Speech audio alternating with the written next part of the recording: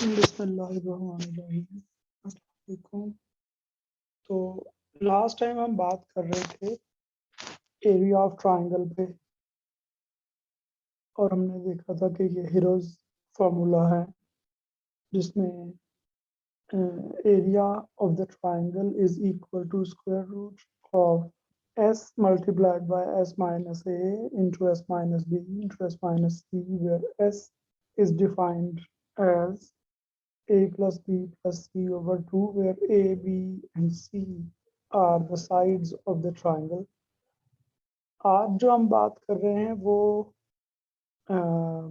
Area और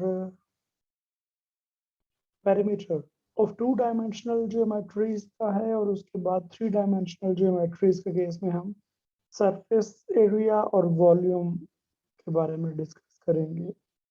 तो हम बात करते हैं पेरीमीटर क्या होता है। Basically it is the sum of the total length of the boundary.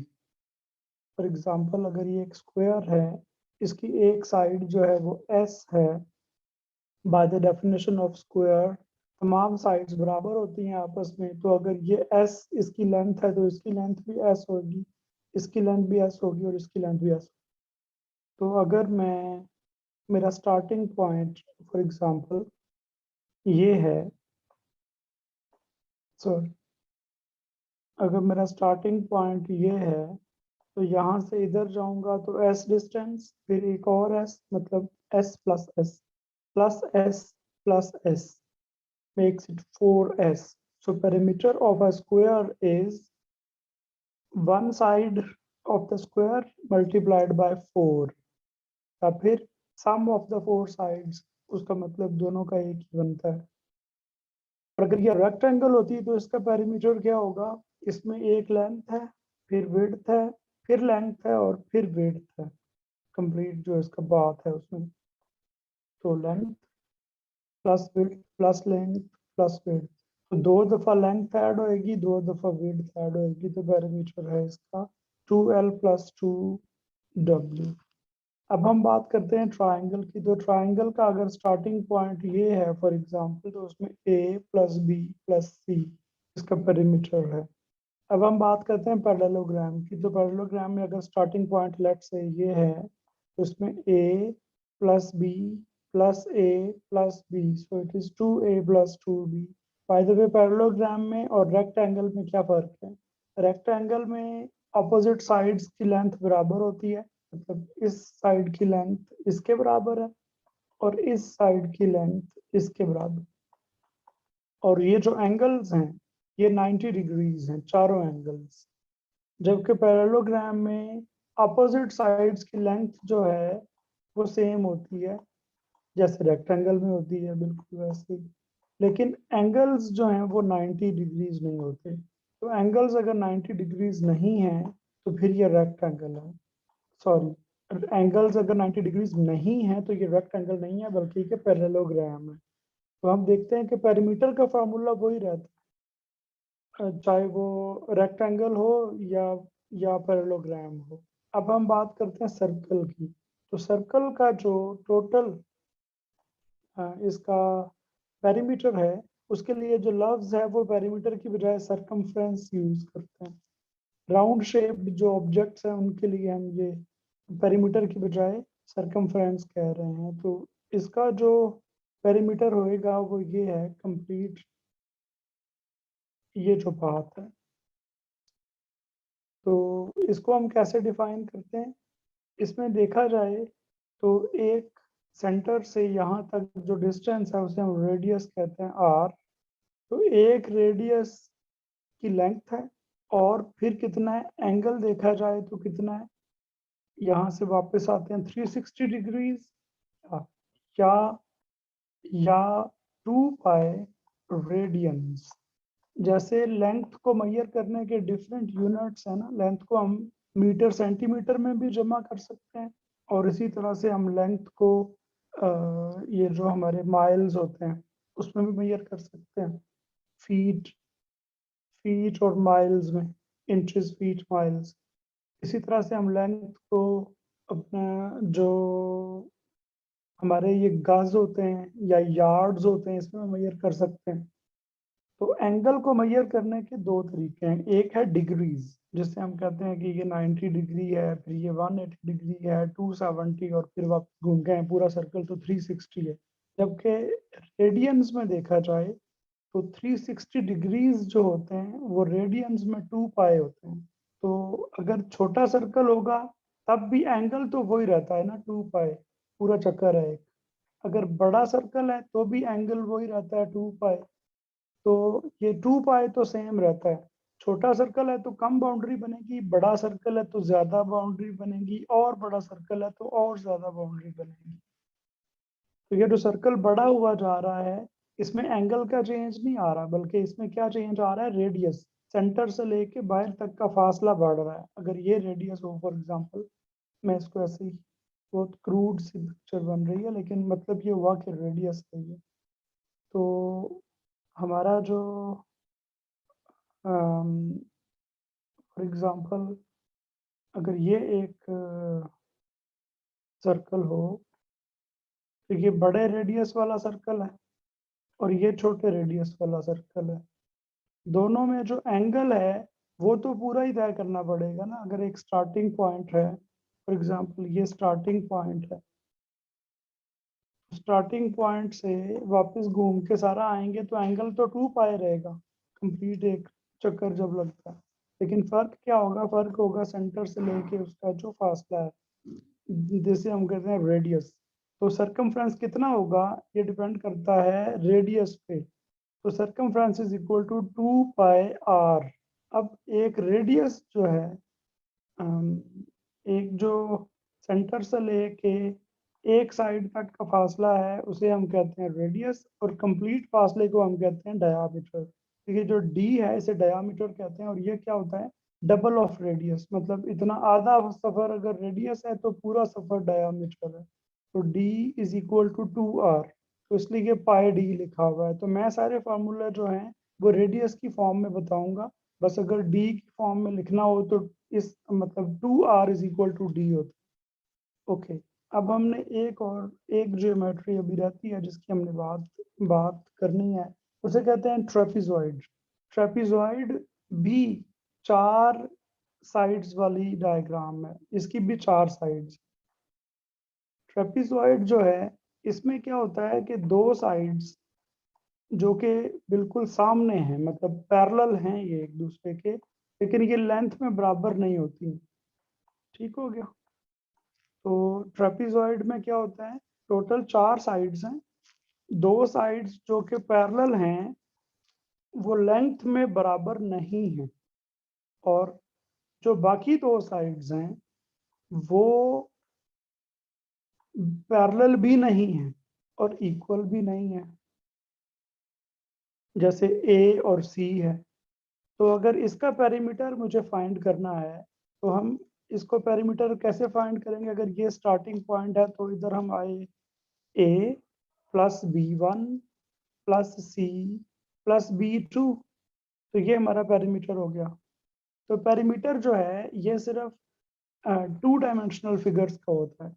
मसलन जैसे मैंने जो प्लेन पे आ जाती हैं, हम 2 डायमेंशनल फिगर्स के बारे में तफसील से बात कर चुके हैं, triangle, rectangle, square and all that.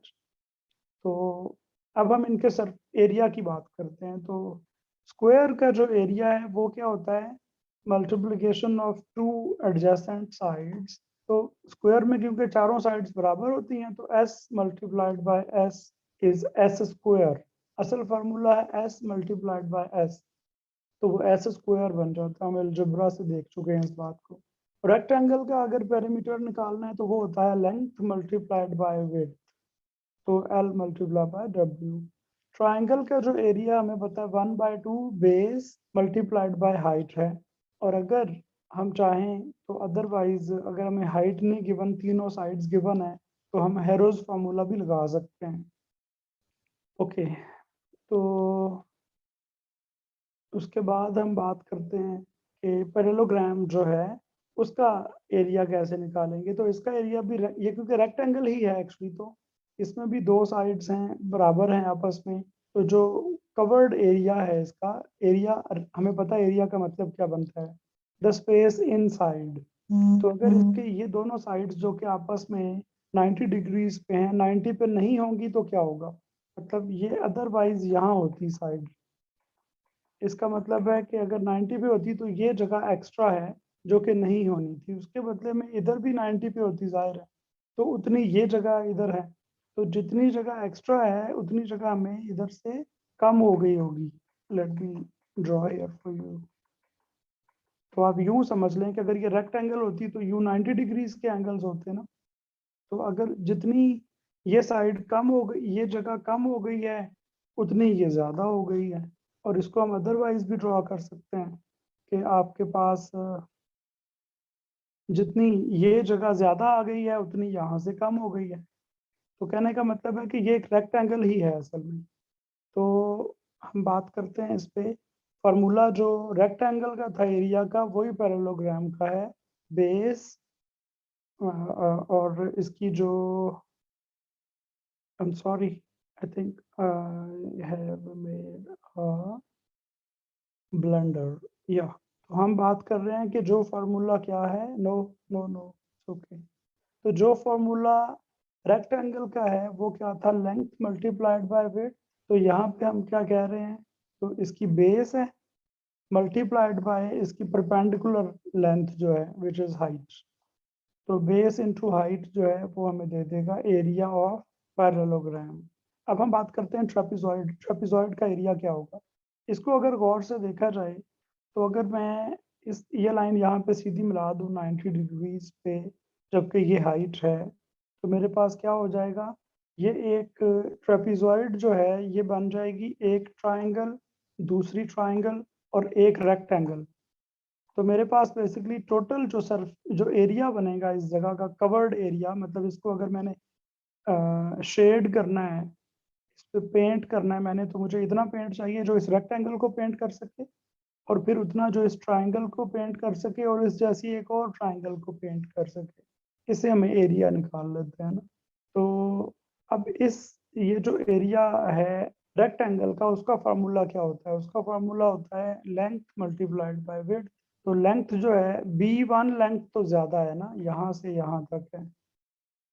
तो जो हमारी रेक्टेंगल बनेगी उसकी लेंथ B1 नहीं हो सकती, ये हो सकती है। तो it is B2 multiplied by h, जो कि इस रेक्टेंगल की हाइट है। ये तो हो गया। इसको अगर मैं अब लिखूं B2 मल्टीप्लाइड बाय h, मैंने वो खुद क्रॉस काट दिया कि वो x ना लगे। अब हम क्या करते हैं, अब हम इस ट्राइंगल का एरिया फाइंड करना चाहते हैं, इस ट्राइंगल का। तो इस ट्राइंगल का एरिया के लिए फॉर्मूला होता है 1/2 बेस इंटू हाइट। हाइट तो हमें पता है क्या है, तो प्लस है 1/2 हाइट, सॉरी ये h है। और बेस कितनी है इस ट्राइंगल की, इस ट्राइंगल की बेस ये है, यहाँ से लेके यहाँ तक ये कितनी लेंथ है। तो हम इसको अगर गौर से देखें तो ये लेंथ कितनी है, मुझे ये सब, ये B1 है और ये B2 है। तो B1 ये इतना ज़्यादा है B2 की निस्बत। तो मैं ये कह सकता हूँ कि ये जो लेंथ है ये वाली, ये कितनी है, इधर भी इक्वल लेंथ है ये बाय द वे। अगर मैं इसको C कह दूँ फॉर एग्जांपल, अगर मैं इसको, हम इसको C कहने की भी ज़रूरत नहीं है, हम इसे कह देते हैं ये जो लेंथ है वो कितनी है, वो है B1 माइनस B2। तो B1 ये सारा है, माइनस ये B2 निकल जाएगा, तो बाकी बच जाएगा ये और ये। अब ये तो एक ट्राइंगल में हमने जब बेस लिखनी है तो मसला ये है कि हम उधर क्या लिखें। उधर हम लिखेंगे फिर कि ये जो B2 है, B2 इसको जब सब्ट्रैक्ट करते हैं B1 से, तो ये एक ट्राइंगल की बेस नहीं आती, बल्कि ये वाली और प्लस ये दोनों ट्राइंगल्स की बेस आती है। तो हमें इसको भी सॉल्व करना है कि ये एक ट्राइंगल की बेस जो है वो हमें इधर नजर आए। तो B1 minus B2 is not base, बल्कि अगर B1 माइनस B2 जो भी आंसर आएगा उसको डिवाइड कर दिया जाए 2 पे, तो ये बेस है, क्यों आधा हो जाएगा ना, मतलब B1 माइनस B2 है ये, प्लस ये साइड वाला ये और ये, तो ये दोनों को आधा करेंगे तो फिर ये एक ट्रायंगल की रह जाएगी बेस। तो ये B1 माइनस B2 ओवर 2 साथ मल्टीप्लाई किया हाइट से, तो फार्मूला क्या है 1/2, 1/2 तो हमें लिखा ही है, सो it is 1/2 base multiply by height. ये क्या है, ये एक ट्रायंगल जो है हमारी, ये एक ट्रायंगल जो है उसका एरिया है। इस तरह की दो ट्रायंगल्स हैं मेरे पास, तो अगर दो ट्रायंगल्स हैं तो फिर कितना हो जाएगा, एक बार और प्लस 1/2, सॉरी 1/2 मल्टीप्लाइड बाय ये बेस मल्टीप्लाइड बाय ये हाइट। तो इसका मतलब ये हुआ कि ये दोनों को अगर मैं ऐड करूं तो 1/2 प्लस 1/2, बाकी तो सेम है ना, आधा जमा आधा एक हो जाएगा। तो इसका मतलब है कि area of two triangles, area of two triangles is B1 minus B2 divided by 2 multiplied by H। ये है, ये दोनों ट्रायंगल्स का एरिया हो गया, प्लस क्या है area of rectangle which is B2 multiplied by H। अब यहाँ से कॉमन क्या आता है, अगर इसको अलजेब्रा में हम सॉल्व करें तो मेरे पास H कॉमन है, H multiplied by what, multiplied by B2 plus B1 minus B2 divide by 2। तो इसका हम एलसीएम लेते हैं जब, तो ये बन जाएगा 2 और ये 2 इधर मल्टीप्लाई होगा तो 2B2, तो it is 2B2, sorry 2B2 plus B1 minus B2। इसको सॉल्व करेंगे तो ये क्या बनेगा, 2B2 minus B2 is B2, तो ये बनेगा B1 plus B2 divide by 2 multiply by H, और 1/2 तो है, सॉरी ये नीचे 2 तो है ये, तो it is 1/2 B1 plus B2 multiplied by H। या तो ये लिख लें डायरेक्ट, या फिर जैसे हमने कहा कि B2H प्लस प्लस क्या, प्लस ये पूरा, तो ये बन जाएगा area of trapezoid. I hope यहाँ तक हमें जो है आपको क्लियर होगी बात। अब हम इसको फर्दर अगर देखें तो वॉल्यूम एंड सरफेस एरिया, तो वॉल्यूम जो होता है वो ऐसी डायग्राम्स होती हैं जिनके अंदर कुछ आ सकता है, फॉर एग्जांपल कमरा जैसे है, या एक फुटबॉल है, या एक टैंक है जो ऐसे पानी वाला टैंक गोल वाला या रेक्टेंगल वाला, या कोई ऐसा टेबल जो हमारे घरों में मतलब होता है, जिसमें हम अपने किचन का टेबल कह लें, जिसके अंदर हम मुख्तलिफ चीज़ें रखते हैं, बुक्स के लिए शेल्फ होती है, इस तरह की चीज़ें। तो हम पहले इनका वॉल्यूम देखते हैं। वॉल्यूम होता है कि टोटल इनसाइड इस सरफेस के इनसाइड क्या क्या आ सकता है। तो सरफेस के इनसाइड क्या आ सकता है, अगर ये क्यूब है, क्यूब की निशानी ये होती है कि इसमें तमाम एंगल्स 90 डिग्रीज के होते हैं और तमाम साइड्स आपस में इक्वल होती हैं। अगर साइड्स इक्वल ना हो तो फिर हम उसे क्यूब नहीं कह सकते, चाहे एंगल 90s हो। फॉर एग्जांपल यहाँ पे सारे एंगल 90 डिग्रीज के ही हैं, लेकिन साइड्स बराबर नहीं है, हाइट कम है, लेंथ ज़्यादा है, विड्थ भी डिफरेंट है। जैसे कोई बुक हो, फॉर एग्जांपल ये बुक की मोटाई है, कितने पेजेस हैं, ये बुक की लंबाई है और ये बुक की चौड़ाई है। ओके, तो इसे हम क्या कहते हैं, रेक्टेंगुलर प्रिज्म कह रहे हैं। ये कोई बॉक्स है, ये क्यूब नहीं है, याद रखें। तो जो कितनी फॉर एग्जांपल मेरे पास एक बॉक्स है, मैंने देखना है इसमें कितना पानी आ जाएगा, तो इसमें कितना पानी आ जाएगा, तो इसकी लंबाई चौड़ाई को हम क्या कह देते हैं, इसको हम फॉर एग्जांपल सेंटीमीटर्स में अगर लिख लें तो फिर उसको लीटर्स में कन्वर्ट कर लेंगे, उसका जो इनसाइड पानी आएगा। तो वॉल्यूम जो है मेरे पास वो क्या है, वो ये है length multiplied by width multiplied by height. तो s मल्टीप्लाई एस क्यूब। इसी तरह से रेक्टेंगुलर प्रिज्म या जो ऐसा बॉक्स है जिसकी साइड्स आपस में इक्वल नहीं है, उसका एरिया, उसका वॉल्यूम क्या होगा, length multiply width multiply height. Okay, अब ये स्फीयर है। एक स्फीयर जो होता है ये फुटबॉल की तरह है, सर्कल जो होती है वो चूड़ी की तरह होती है या रोटी की तरह होती है, और स्फीयर जो है फुटबॉल की तरह है। तो फुटबॉल में कितना, मतलब उसके इनसाइड कितनी जगह है, जो खाली जगह है असल में, जैसे आप कह लें, तो वो है 4/3 पाई आर क्यूब। ओके, अब हम बात करते हैं साइलेंडर की। साइलेंडर क्या होता है, अगर गौर से देखा जाए तो साइलेंडर के ऊपरी सरफेस देखें, अगर हम कोई, जैसे ये जो पानी वाले टैंक होते हैं ऊपर छत पे गोल, उसको ऊपर से देखा जाए तो सर्कल नजर आएगा। इस तरह के बहुत से सर्कल ऊपर नीचे रख दिए जाएं। फॉर एग्जांपल, अगर मैं, जैसे चूड़ियां हैं मेरे पास, एक 2 दर्जन चूड़ियां हैं, उनको मैं ऐसे एक चूड़ी उसके ऊपर एक चूड़ी उसके ऊपर एक चूड़ी रखता जाऊं तो वो ऐसी शक्ल बन जाएगी, पानी वाले टैंक की तरह जो गोल शक्ल है। तो एक जो सर्कल था, एक सर्कल जो था, उसका जो हमने बाहर बाहर सरफेस एरिया देखा था, उसका जो, सॉरी, उसका जो एरिया होता है वो क्या था, पाई आर स्क्वायर। सर्कल का जो एरिया था वो पाई आर स्क्वायर है। आई एम सॉरी, मेरा ख्याल है मैंने यहाँ इसका जिक्र नहीं किया। एरिया ऑफ ट्रेपीजॉइड के बाद हमने सर एरिया ऑफ सर्कल की बात ही नहीं की थी। तो area of circle by the way pi R square है। ओके, तो अब हम इधर बात करते हैं एरिया ऑफ साइलेंडर क्या होता है। तो मैंने कहा जैसे पाई आर स्क्वायर एक सर्कल है, इस तरह के बहुत सारे सर्कल्स हैं और मिलके एक हाइट बनाते हैं वो।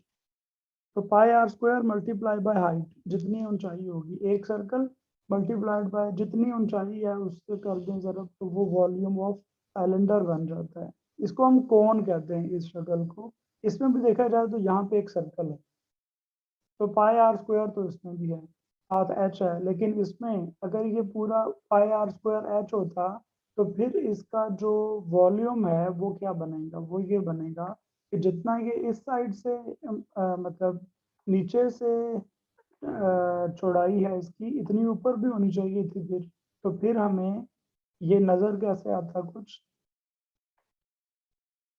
हमें कुछ ऐसे नज़र आना चाहिए था फिर तो ठीक था कि हम कह देते कि एक सर्कल फिर एक और सर्कल करते करते बिल्कुल ये सिलेंडर बन जाएगा। फिर तो पाई आर स्क्वायर एच तब होता जब ये सिलेंडर है। लेकिन अगर देखा जाए तो इसके, अगर हम इसके टोटल हिस्से जो हैं वो अगर 3 हिस्से बना लें, ये कोन वाला जो एरिया है, 1, 2 और 3, तो 2 हिस्से जो हैं वो इसमें एब्सेंट है और एक हिस्सा प्रेजेंट है सिर्फ, तो 1/3 है।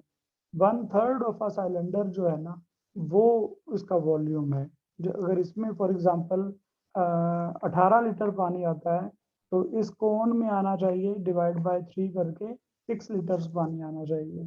तो हमारा जो कोन है उसका वॉल्यूम जो है वो वॉल्यूम ऑफ सिलेंडर की तरह ही है, पाई आर स्क्वायर एच, लेकिन वो 1/3 है, 1/3 पाई आर स्क्वायर एच।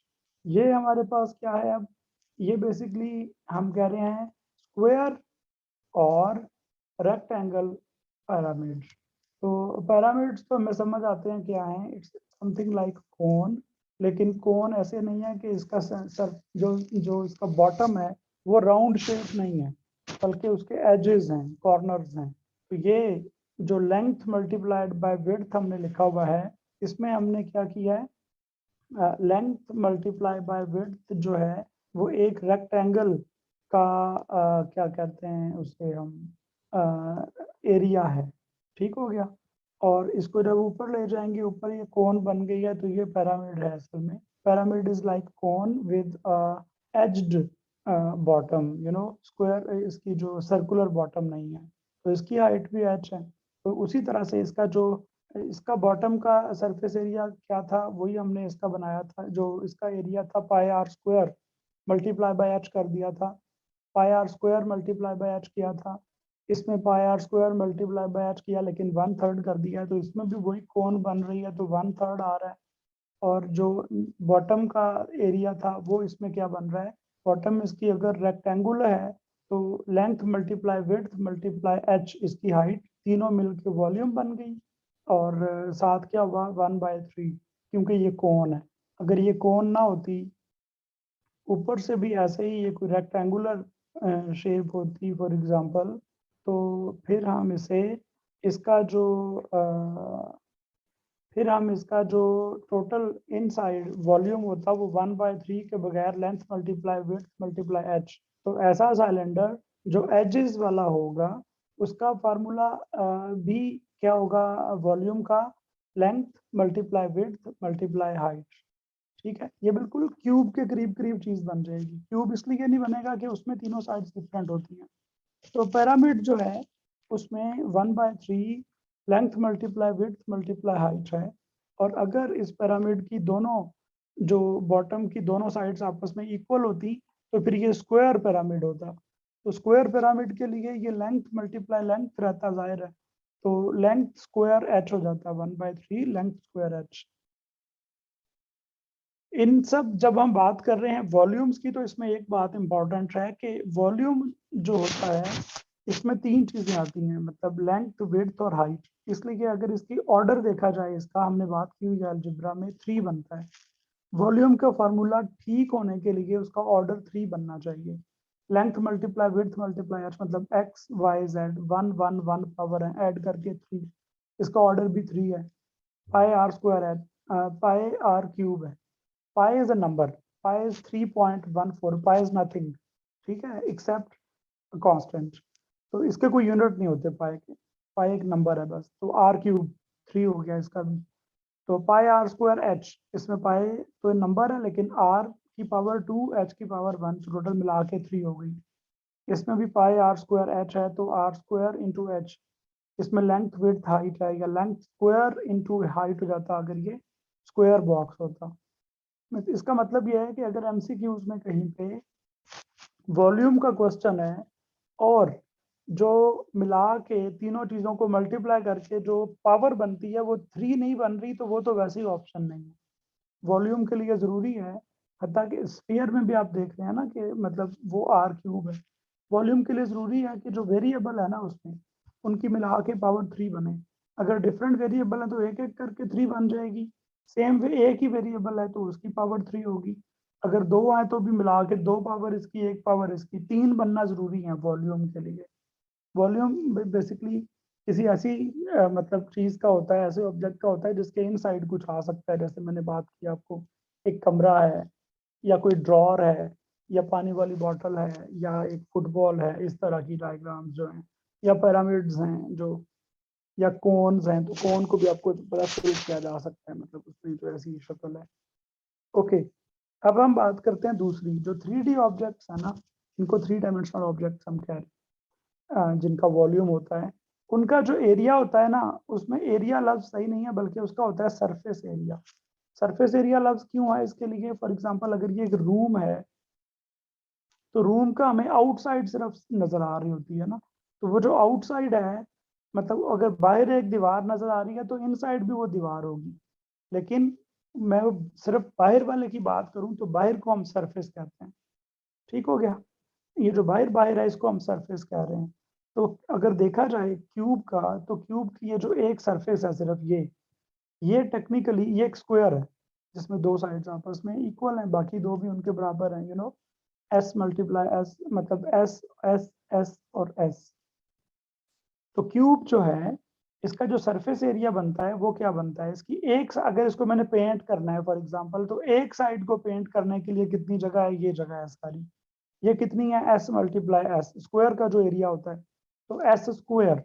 इस तरह की एक और साइड है, छत भी, ये साइड भी है, ये साइड भी है, ये साइड भी है, ये साइड भी है और बॉटम भी है। जैसे मेरे पास वो रूबिक्स क्यूब होता है एक, या कोई भी क्यूबिकल आपके पास कोई चीज आप देख सकते हैं। अपनी किताब आपकी जो है वो भी क्यूब की शक्ल है, लेकिन उसे क्यूब इसलिए नहीं कहेंगे कि उसकी साइड्स आपस में इक्वल नहीं है, बस इस वजह से। तो अगर उस किताब को आपने पेंट करना है तो आप देखेंगे उसकी 6 साइड्स, ऊपर नीचे दाएं बाएं और उसका जो फिर फ्रंट बैक है।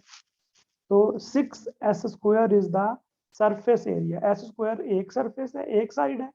इस तरह की दूसरी साइड इधर होगी, इसी तरह से एक साइड नीचे है और एक साइड ऊपर है, एक साइड ये सामने है और एक साइड इसके पीछे है, यू नो कमरे की सूरत में सिर्फ ये फर्क पड़ता है कि हम कमरे को नीचे से नहीं देख सक रहे होते ना, जैसे, तो मतलब इसलिए कमरे के एग्जाम्पल में थोड़ी सी कंफ्यूजन आपको आ सकती थी जो अब नहीं आई होगी, आई होप। तो 6 साइड्स हैं टोटल, तो 6s², एक साइड का एरिया मल्टीप्लाई बाय जितनी साइड्स हैं, 6 साइड्स हैं। अगर अगर वैसे ही मैं कह रहा हूँ, अगर ये पेंटागन होती और इसकी 5 साइड्स होती, एक जैसी साइड्स होती, तो एक साइड का एरिया मल्टीप्लाई बाय 5 आ जाता, अगर ऐसी कोई शक्ल पॉसिबल होती तो। ओके, तो अब हम बात कर रहे हैं, आपके पास इस ये जो प्रिज्म है हमारा, रेक्टेंगुलर बॉक्स है जो, इसका सरफेस एरिया क्या होगा? तो इसकी एक सरफेस ये है, एक इसके नीचे है। इस सरफेस का एरिया क्या है? इस सरफेस में एक विड्थ है और एक लेंथ है, तो एक विड्थ मल्टीप्लाई लेंथ, नीचे वाली विड्थ मल्टीप्लाई लेंथ, तो इट इज 2 विड्थ और लेंथ, ये दो साइड्स तो हो गई। अब ये वाली साइड है एक, और इसके उधर इसके ऑपोजिट साइड भी है, नंबर 4 हम उसे कह लेते हैं। इस साइड में क्या क्या है? इसमें एक हाइट है और एक लेंथ है, इसमें विड्थ का कोई ताल्लुक नहीं है। तो L मल्टीप्लाई एच, इधर भी L मल्टीप्लाई एच, तो 2L मल्टीप्लाई एच। इसी तरह से ये वाली जो साइड है, जिसको हम कह रहे हैं पांचवी साइड है ये, इसमें विड्थ है और हाइट है सिर्फ, और इसके अपोजिट इधर भी साइड है छठी, तो it is width multiply height, और एक जैसी एक और ऐसी विड्थ मल्टीप्लाई हाइट। तो सरफेस एरिया अगर इसको पेंट करना है तो इतना पेंट, इतना ही पेंट नीचे, इतना पेंट, इतना ही पेंट इधर, इतना पेंट, इतना ही पेंट इधर, तो it is 2L multiply H plus 2W multiply H plus 2W multiply L, ये इसका सरफेस एरिया है। स्फीयर जो है उसका सरफेस एरिया कैसे है? उसका सरफेस एरिया आसान है असल में, जितना सर्कल का एरिया होता है ना, विच इज πr², उसको हम 4 टाइम्स कर रहे हैं, तो this is the surface area of the square. अब ये सिलेंडर है, अगर सिलेंडर का सरफेस एरिया निकालना है तो इसकी एक सरफेस के ऊपर है ये वाली पूरी, जो कि एक सर्कल है, तो सर्कल का एरिया क्या होता है? πr²। तो ओके, इसी तरह से एक सर्कल नीचे बनेगा इधर भी उसका, तो इधर भी एक πr², तो एक πr² इधर, दूसरा πr² इधर, सो 2πr²। ये तो है इस सर्कुलर पाथ को अगर पेंट करना है, नीचे और ऊपर को सिर्फ। अब हमने इन राउंड साइड्स को भी पेंट करना है, तो उसके लिए जो इसका सरफेस एरिया है वो है 2πr इंटू एच। ये कैसे बनता है बेसिकली अगर देखा जाए, तो इसको तो हर जगह से फिल करना है ना, लेकिन यहाँ पे देखेंगे तो ये एक सर्कल है जिसके सिर्फ बाहर बाहर घूमना है, इसके अंदर तो नहीं जाना ना, इसको सिर्फ बाहर से सिलेंडर को आपने पेंट कर। तो ये जो बाहर बाहर बाउंड्री पे सर्कल के घूमना होता है ना, उसे हम कहते हैं सरकमफ्रेंस। और सरकमफ्रेंस की हम बात अभी कर चुके हैं कि circumference of a circle is 2πr। तो ये क्या है, हम जो बात कर रहे थे वो ये था कि surface area of the cylinder जो है, उसमें ये जो सर्कुलर सरफेसेस हैं, ये वाली साइड जो सारी हैं, ये कैसे करेंगे? 2πr। 2πr क्या है? एक सर्कल का सरकमफ्रेंस। और इस तरह के कई सर्कल्स है ना, मसलन जैसे चूड़ियां पड़ी हो, तो एक चूड़ी का बाहर घूमना, फिर दूसरी के, फिर तीसरी के, फिर चौथी के, तो ये सारी जब खत्म हो जाएंगी तो आखिरी जो चूड़ी है उसके ऊपर छत भी है जैसे, तो छत को भी पेंट करना है। छत जो है वो इसमें आ गई है πr² में, पीछे भी एक πr² है, तो 2πr² प्लस 2πr, एक सर्कल, फिर दूसरा, फिर तीसरा, जितनी ऊंचाई है उतने सर्कल्स, तो 2πrh जो है यहाँ से आया है। तो सरफेस एरिया ऑफ सिलेंडर जो है वो 2πrh प्लस 2πr² है। अब हम यहाँ बात करें तो इसमें एक सर्कल तो है, ठीक है, तो इसमें πr² तो है, πr² जो था ना, πr², एक सर्कल को आपने पेंट करना है, लेकिन दूसरा नहीं है, तो एक तो हो गया πr²। बाकी क्या है? बाकी ये कोण है। अब कोण भी बेसिकली जो एक सर्कल है, फिर सर्कल छोटे होते जा रहे हैं ना, तो वो सर्कल जो छोटे होते जा रहे हैं, उससे हमने इसका फॉर्मूला क्या बनाया हुआ है? πr in with in the square root r² plus h²। और अब हम अच्छा, इसके लिए अगर आप निकालना चाहते हो तो कैसे करते हैं, इसको हम देख लेते हैं। इसको पिरामिड के लिए, पिरामिड का जो बॉटम है, ये तो एक रेक्टेंगल या एक स्क्वायर है ना, तो सरफेस एरिया जो इसका है वही आएगा इधर से, तो इधर से आ जाएगा length multiply width, plus plus क्या, ये एक ट्राइंगल है, देख रहे हैं आप, ये एक ट्राइंगल है, तो एक ट्राइंगल की base multiply by height, 1/2 base into height, तो इसको अगर हम इस ट्राइंगल को लिखना चाहते तो ये बन जाता 1/2 बेस इंटू हाइट। ये तो एक है ना इस तरह की, इसके अपोजिट एक और भी है दूसरी, इसी तरह से इधर भी है एक, तो वो बनेगी 1/2 बेस जो कि लेंथ है मल्टीप्लाई बाय हाइट जो कि h है। ठीक है, लेकिन इस तरह की अगर एक है तो इस तरह की एक दूसरी भी बनेगी जो इधर है, आप इसकी बैक पे। तो 1/2 इस एक के लिए, फिर विड्थ और हाइट, फिर 1/2 विड्थ और हाइट इसके लिए, तो ये बन जाएगा 1/2 जो है वो खत्म हो जाएगा, आधा जमा आधा एक। तो हम ये कह रहे हैं कि अगर आप सरफेस एरिया फाइंड करना चाहते हैं इस पिरामिड का, तो वो होगा surface area of the rectangle which is length multiply by width plus surface area of these two triangles जो कि मिला के बनेगा base into height. 1/2 base into height था, लेकिन वो जो 1/2 है वो दूसरी के साथ खत्म हो गया।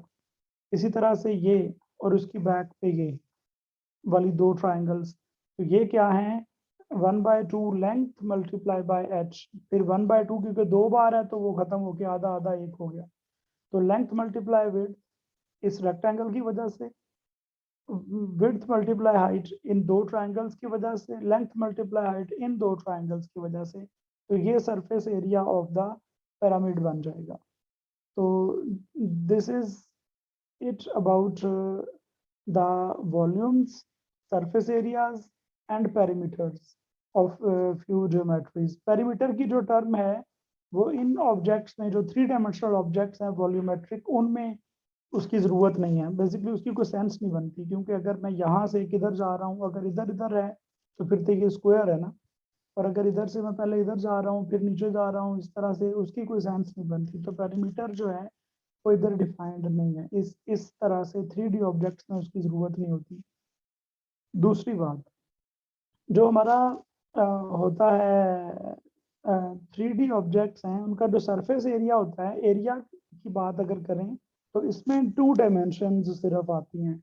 मतलब जैसे 2 पावर आएगी, ऑर्डर जो है ना मैक्सिमम वो 2 है, जैसे एस स्क्वायर है या लेंथ मल्टीप्लाई हाइट है, इसमें 3 नहीं बनेगी। 3 बने तो वॉल्यूम है, 2 बने तो एरिया या सरफेस एरिया होता है। इसी तरह ये देखें 4πr², इसी तरह यहाँ देखें 2π, वो खत्म हो गया, जैसे वो तो कॉन्स्टेंट्स है ना, आर और एच।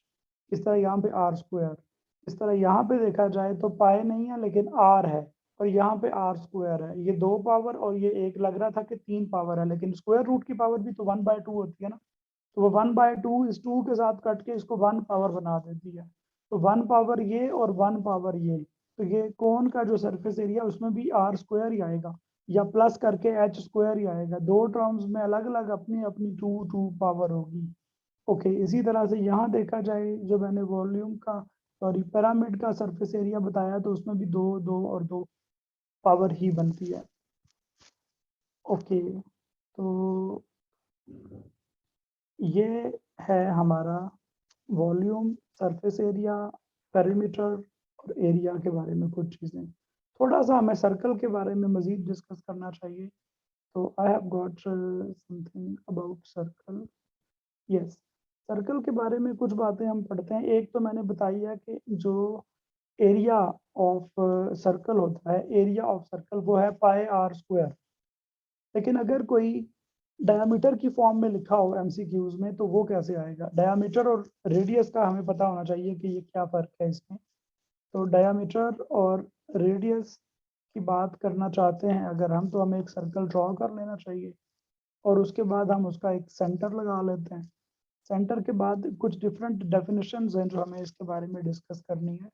तो सेंटर से लेके जो एक साइड की लेंथ है उसे हम कहते हैं रेडियस। बाय द वे, ये इंटरेस्टिंग बात है कि सेंटर से किसी भी तरफ ये फासला सेम ही होगा, ये लाइन टेढ़ी है या सीधी है इससे फर्क नहीं पड़ेगा। ठीक हो गया, तो कहीं भी हो सकती है ये लाइन। तो ओके, यहाँ मैंने ड्रॉ कर दिया है। अगर हम एक और लाइन यहाँ पे ड्रॉ करें जो कि एक साइड से होकर दूसरी साइड तक जा रही है लेकिन सेंटर से गुजर के आ रही है, तो ये रेड वाली डायमीटर है। रेड वाली लाइन डबल है इस ब्लू लाइन के असल में, तो रेडियस का डबल कर दें तो वो डायमीटर बनता है। इसका मतलब हुआ D is equal to 2r या r is equal to D over 2। तो अगर इस r में पुट करेंगे d ओवर 2 और फिर उसका स्क्वायर लेंगे तो 2 का स्क्वायर 4 हो जाएगा। तो एरिया ऑफ सर्कल का रेडियस की शक्ल में ये फॉर्मूला है, डायमीटर की शक्ल में करेंगे तो पाई बाय 4 डी स्क्वायर बन जाता है। ओके, अब हम कह रहे हैं आधा सर्कल कितना होता है। आधा सर्कल क्या होता है, ये जो रेड के इधर इधर है ये आधा सर्कल है, इसे हम कहते हैं सेमी सर्कल। सेमी मीन आधा, तो ये सेमी सर्कल है। इसका एरिया कितना बनेगा, इसको डिवाइड बाय 2 कर दो तो 1/2 पाई आर स्क्वायर। या इसको अगर इस फॉर्म में लिखना है तो इसको भी 1/2 करेंगे तो क्या हो जाएगा, ये रह जाएगा। अल्लाह आपका भला करे, हम इसको चेक कर लेते हैं डी की फॉर्म में क्या बनेगा। तो इस सारे का हाफ करेंगे, हम हाफ करेंगे तो वो क्या रह जाएगा। यहाँ पे हम अभी इसको सॉल्व कर लेते हैं ज़रा, 1 मिनट। तो 1/2 पाए, तो आर की जगह पे क्या लिखेंगे, डी ओवर 2 होल स्क्वायर। तो ये क्या बन जाएगा, डी स्क्वायर, और नीचे वाला 2 क्या बन जाएगा, 4। तो ये बन जाएगा, इसको अगर मैं लिखूं डी स्क्वायर ओवर 4, 4 मल्टीप्लाई 2 क्या हो जाएगा, 8। तो ये नेट शेल जो है, ये अगर डी की फॉर्म में लिखा हो सेमी सर्कल का एरिया तो 1/8 पाई डी स्क्वायर है। आपको सिर्फ आर में फार्मूला याद करने चाहिए, कंफ्यूज नहीं होना चाहिए, बस ये पता होना चाहिए कि डी और 2r का आपस में क्या रिलेशन है। तो एमसीक्यूज में अगर डायामीटर गिवन है तो आप उसे कन्वर्ट कर सकते हैं और रेडियस में। ये क्वाड्रेंट होता है चौथा हिस्सा of the circle, you know. तो चौथा हिस्सा जो है फिर एक और 1/2 मतलब 1/4 हो जाएगा, 1/4 पाई आर स्क्वायर या 1/16 पाई डी स्क्वायर। ओके, अब हम बात कर रहे हैं कि area of a circular ring. इसको जरा समझ लें पहले कि सर्कुलर रिंग का मतलब क्या है। तो इसका मतलब ये बनना चाहिए कि मेरे पास एक एग्जांपल, एक ये रिंग जो होती है उसकी एक आउटर सरफेस है और एक उसकी जो है, अगर मैं इसको सही बना पाऊंगा तो ओके, कोशिश करते हैं। ये नहीं सही, इसके बाहर ड्रॉ कर लेते हैं, चलें। ये इसमें बेसिकली हम बात अगर करें तो इसमें दो सर्कल्स है ना, एक बाहर वाला सर्कल है, एक अंदर वाला सर्कल है। बाहर वाले सर्कल का रेडियस बड़ा आर है, अंदर वाले सर्कल का रेडियस छोटा आर है। तो area of a circular ring जिसे हम कह रहे हैं, तो वो क्या है, वो क्या बनता है, पाई आर स्क्वायर बड़ा वाला सर्कल माइनस छोटे वाले सर्कल का एरिया, माइनस कर देंगे तो बाकी क्या बचेगा, ये वाला जगह जो है। तो ये होता है रिंग। रिंग जो है उसका ये वाला जो पोर्शन है उसमें हम इंटरेस्टेड हैं। अगर तो ये बनेगा पाई capital R square minus small r square, where capital R is the radius of the outer circle and small r is the radius of the inner circle। ठीक हो गया। अच्छा जी, अब हम क्या बात करते हैं, अब हमें इस पे जो बेसिकली नेक्स्ट कॉन्सेप्ट डिस्कस करना था, मैंने हम बात कर रहे थे कुछ डिफरेंट बेसिक जो डेफिनेशंस हैं इनकी सर्कल से एसोसिएटेड, उन पे। तो वो कुछ यूं थी कि अगर ये एक सर्कल है फॉर एग्जांपल, इस सर्कल में अगर मैं, ये सेंटर है मेरा और इस सेंटर से मैंने एक लाइन इधर ड्रॉ कर दी और एक लाइन इधर ड्रॉ कर दी। अच्छा, ये इधर लाजमी नहीं है, ये कहीं भी हो सकती थी, इधर इधर कहीं भी।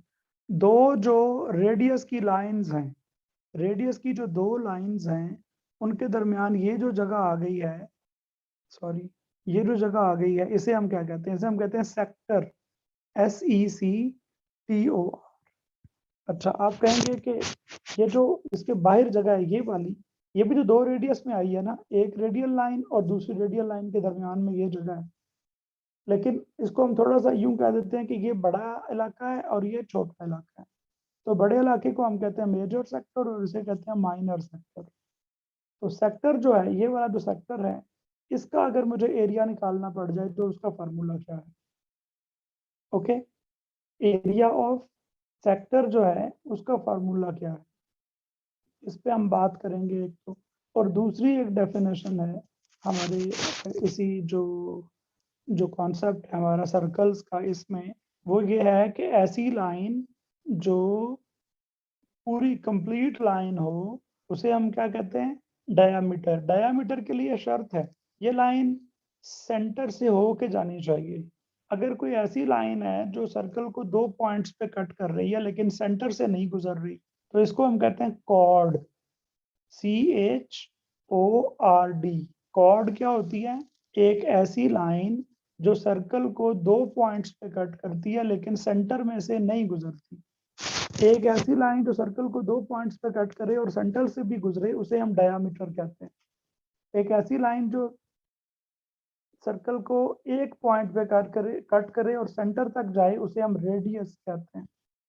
अब हम बात कर रहे थे कॉर्ड की, तो कॉर्ड क्या थी? ऐसी लाइन जो सर्कल को 2 पॉइंट्स पे कट कर रही है उसके सरफेस पे लेकिन सेंटर में से नहीं गुजर रही, तो ये कॉर्ड है, CHORD। तो इस कॉर्ड से लेके इधर जो जगह है, ये वाली सारी जगह, इसको हम क्या कहते हैं? इसको हम कहते हैं असल में, इस जगह को हम क्या कहते हैं?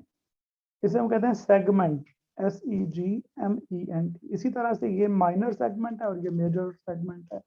तो सेगमेंट आपको समझ आ गया क्या है? ओके, तो अगर हम इस सेगमेंट को फॉर एग्जांपल यूं मिला सकते होते हैं ना, असल में सेगमेंट का अगर एरिया निकालना हो तो वो कैसे निकलेगा? वो भी एक इंटरेस्टिंग बात है। देखा जाए तो सेगमेंट एक ट्राइंगल बनती है, ठीक है?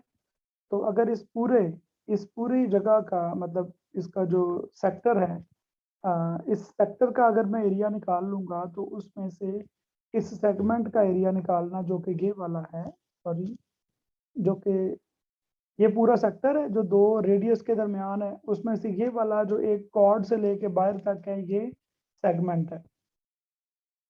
तो अगर मैं चाहता हूँ कि मैं इस मेरे पास ये अगर मेरे पास ये पहले ये फार्मूला आ जाए जो एरिया ऑफ सेक्टर मुझे पता चल जाए, तो फिर एरिया ऑफ सेगमेंट के लिए मुझे क्या करना पड़ेगा?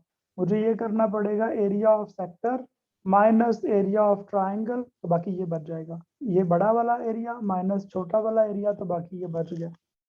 ठीक है, तो ये फार्मूलिज्म बेसिकली हम जो है थोड़ी सी डिफाइन करना चाह रहे थे बेसिक डेफिनेशंस के साथ। तो हमने बात की अब एरिया ऑफ सेक्टर की बात कर रहे हैं।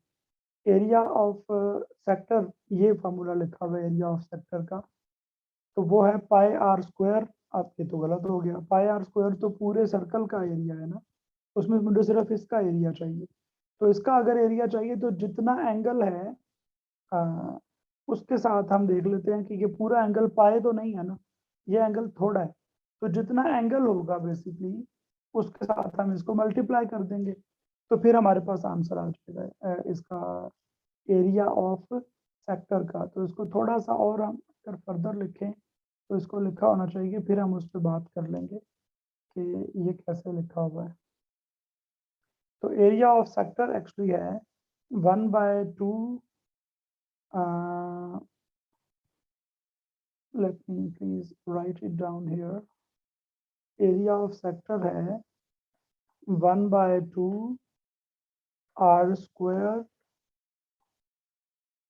theta, where theta is the angle of that sector. एक और बात याद रखें, ये थीटा जो है डिग्रीज में नहीं है, रेडियंस में है, रेडियंस में। इस पे हम बात मेरा ख्याल है नेक्स्ट लेक्चर में मैं करूंगा, या अगर आपने पूछा तो बताऊंगा रेडियन और डिग्री में आपस में क्या ताल्लुक है। तो theta should be in radiance. 1/2 r square theta किसका फार्मूला है? ये फार्मूला है हमारे एरिया ऑफ सेक्टर का, एरिया ऑफ सेक्टर का। ओके, इसको हम इससे रिलेट भी कर सकते हैं बाय द वे। इससे कैसे करेंगे इस पे बात कर लेते हैं। चलें, इसका तरीका ये है कि थीटा तो एंगल है ना, वो तो मेरे फार्मूला में भी आ रहा है, मतलब इसमें थीटा और आर स्क्वायर के अलावा क्या चीज़ें हैं वो देखते हैं। वो है पाई डिवाइड बाय 360। तो मैंने आपको थोड़ी देर पहले ही बताया था, जब हम इससे पहले पढ़ रहे थे पिछला जो स्लाइड्स हैं उसमें, कि 360 डिग्री पूरा एंगल जो है ना वो 2 पाई के बराबर है। किसके बराबर है? 2 पाई के बराबर है। 360 पूरा जो है वो 2 पाई के बराबर है। तो अगर मैं 360 की जगह पे 2 पाई लिख दूं तो ये क्या बन जाएगा? ये बन जाएगा theta R square pi divide by 360। 360 नहीं, उसकी जगह पे 2 पाई। तो पाई पाई से कट जाएगा, तो ये बन गया 1/2 आर स्क्वायर थीटा। तो ये जो एरिया ऑफ सेक्टर है उसका डायरेक्ट फॉर्मूला ये है। जितना थीटा होगा उस लिहाज से ये बढ़ता जाएगा। अगर ये थीटा मतलब देखें, अगर ये सेक्टर जो है वो ज़्यादा बड़ा सेक्टर है, फॉर एग्जांपल यहाँ से स्टार्ट होता है और एक आर ये है ना, फिर दूसरा आर यहाँ पे नहीं है बल्कि यहाँ पे है, नहीं यहाँ पे भी नहीं है, इधर है, इधर भी नहीं है, दोबारा इधर है, इसका मतलब पूरा घूम के आ गया हूँ मैं। तो पूरा घूम के आ गया हूँ तो थीटा की जगह पे 2 पाई आ जाएगा। तो ये बन जाएगा थीटा की जगह पे 2 पाई आ जाएगा। अगर ये पूरा सर्कल दोबारा है, मतलब एक आर और दूसरा आर भी इधर ही है, इसका मतलब है पूरा घूम के आ गए हैं। That means area of circle. तो थीटा की जगह पे अगर मैं 2 पाई लिखूंगा तो 2 से कट जाएगा pi R square. Pi R square क्या था? एरिया ऑफ सर्कल था। तो इसका मतलब है कि एरिया ऑफ सर्कल वापस उसका जो फार्मूला पाई आर स्क्वायर का हम बना सकते हैं। तो एरिया ऑफ सेक्टर का फार्मूला है 1/2 आर स्क्वायर थीटा। ओके, इसमें ये क्वेश्चंस आपको करने चाहिए, फिर हम इस पे बात कर सकते हैं असल में। तो मुझे आई डोंट नो अभी आपको इसमें से कितने परसेंट समझ आ गया और कितने परसेंट समझ नहीं आया। तो ये जो डिफरेंट डेफिनेशंस थी उसके लिए आप ये पेजेस देख सकते हैं जिनकी मैं बात कर रहा था। कॉर्ड क्या है, डायामीटर क्या है, सब। तो एरिया ऑफ सर्कल को यहाँ भी हमने पाई आर स्क्वायर उसका फॉर्मूला लिखा हुआ है और इन टर्म्स ऑफ डी भी लिखा हुआ है। ओके, तो इसको ये ए जो है इसका मतलब है एरिया, बाय द वे ये वाला ए नहीं है। तो एरिया जो है वो ये लिखा हुआ है। ये कैसे आया है? ये इसी से आया हुआ है कि आपके पास जो अगर ये ए है फॉर एग्जांपल, तो इसको ए को पाई से डिवाइड कर दें तो बाकी क्या रह जाएगा? R square. फिर दोनों तरफ स्क्वायर रूट ले लें तो आर आ जाएगा। ये एमसीक्यूज में अगर फॉर एग्जांपल एरिया गिवन है तो उससे आर निकालने का तरीका है। ओके, कंसेंट्रिक सर्कल्स ये होता है कि अगर दो ऐसे सर्कल जिनका सेंटर सेम हो, मतलब अगर जैसे मैंने पहले ड्रॉ किए थे ना दो सर्कल्स, एक ये सर्कल है और एक इससे छोटा सर्कल है, इन दोनों का सेंटर अगर एक ही हो तो कंसेंट्रिक सर्कल्स कहलाते हैं। ओके, उसके बाद हम बात करते हैं थोड़ा सा और इस पे। Excuse me.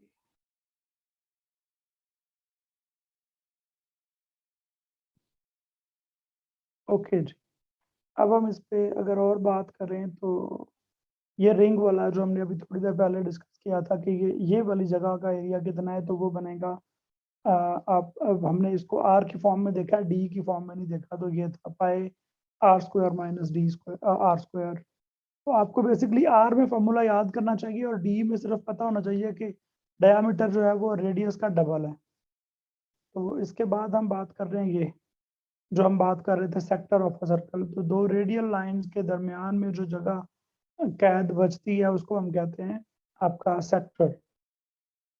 तो सेक्टर जो होता है उसका जो हमारे पास एरिया ऑफ सेक्टर है वो है 1/2 आर स्क्वायर थीटा।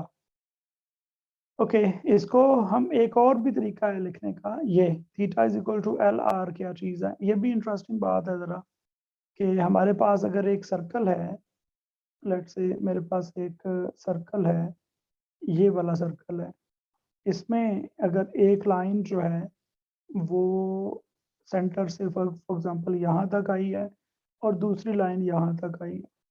इसमें ये जो है ये आर, ये रेडियस है, भी रेडियस है। और ये वाली लेंथ क्या कहलाती है? ये वाली लेंथ, इसे हम कहते हैं arc length. ARCLENGTH, arc length. ठीक है, या आर्क खाली ARC। आर्क जो है इसको हम स्मॉल एल से लिख रहे होते हैं, सॉरी, इसको हम स्मॉल एल से लिखते हैं। ओके, तो ये आर्क कितनी होगी? इसकी ये कितनी होगी, ये डिपेंड करती है थीटा पे। आर तो सेम है ना, तो अगर एंगल ज्यादा है तो ये आर्क ज्यादा बड़ी बनेगी, अगर ये करीब करीब है दोनों आर तो आर्क भी कम बनेगी। तो इसका मतलब है लेंथ जो है, आर्क लेंथ जो है या आर्क है, उसका ताल्लुक है किससे, थीटा से। आर से तो है ही है, लेकिन थीटा से भी है। तो L is equal to R theta. इस फार्मूला से जहां जहां थीटा होता है वहां पे हम थीटा की बजाय L ओवर आर भी लिख सकते हैं। ओके, तो इसको मैं अगर इस बात को अगर मैं फिलहाल छोड़ूं तो हम आगे चलते हैं, फिर सेगमेंट की बात आ जाएगी। तो ये हमारा सेगमेंट आ गया, एरिया ऑफ सेगमेंट। तो एरिया ऑफ सेगमेंट इजी है। एरिया ऑफ सेगमेंट का फार्मूला बनेगा area of you know this sector minus area of triangle. तो बाकी ये सेगमेंट बच गया। तो ये ट्राइंगल का एरिया जो है, इसकी हम लास्ट क्लास में बात कर चुके हैं जब हमने डिफरेंट फार्मूलाज पढ़े थे इसके एरिया ऑफ ट्राइंगल के। तो वहाँ पे एक फार्मूला था जो साइन के साथ भी था। I think it was in this, इसमें था, let me see, इसमें नहीं है। तो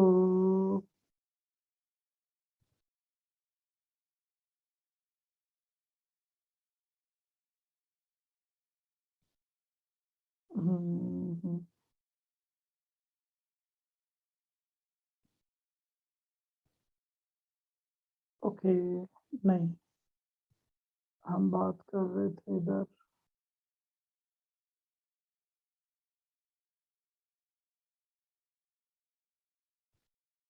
where is that, no, not this,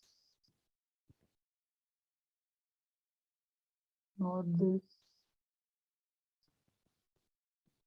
या इसमें था। हम जो एरियाज ऑफ, या देखें 1/2 B C into sine theta. तो ट्राइंगल की दो साइड्स हमें पता होती है ना, दोनों जो एडजेसेंट साइड्स हैं, ये वाली आर्क लेंथ।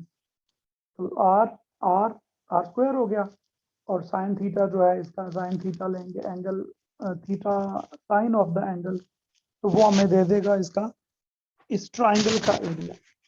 तो हम बात कर रहे थे कि ये एरिया ऑफ सेगमेंट कैसे निकलेगा। तो एरिया ऑफ सेगमेंट निकलेगा area of sector 1/2 R square theta minus 1/2 R square sine theta. ये प्लस और माइनस इसने इसलिए लिखा है कि आप क्या फाइंड करना चाह रहे हैं उस पर डिपेंड करेगा, या सेगमेंट कौन सा है ना, उस पर बात होगी। ठीक है, तो इस सेगमेंट को अगर आप निकालना चाह रहे हैं तो माइनस से आएगा, क्योंकि आपने बड़ा रीजन माइनस छोटा रीजन करना है, तो ये आंसर निकलेगा। ठीक है, ये तो सेगमेंट किसको, कौन सा सेगमेंट उसमें आ रहा है, इसलिए ये प्लस या माइनस इसलिए लिखा हुआ है। तो आई होप जो बातें इसमें थी सारी, इन चीज़ों में ज्योमेट्री में, वो हमारी तकरीबन मुकम्मल हो गई। ये फिर कौन की बात हो रही है कुछ, तो मैं आपको ये भी भेज दूंगा, आपकी जो फाइल्स हैं ये वाली PDF। तो आप इनको ट्राई करेंगे इंशाल्लाह। मेरा ख्याल है कि आप जियोमेट्री में क्वेश्चंस कोई नहीं बचेंगे, कुछ कॉन्सेप्ट हो सकते हैं जो आपको भी समझ ना आए हों, तो उस पर फिर हम बात कर लेंगे, ताकि इस जियोमेट्री वाले सेक्शन को मुकम्मल कर लिया जाए। I am going to end this class.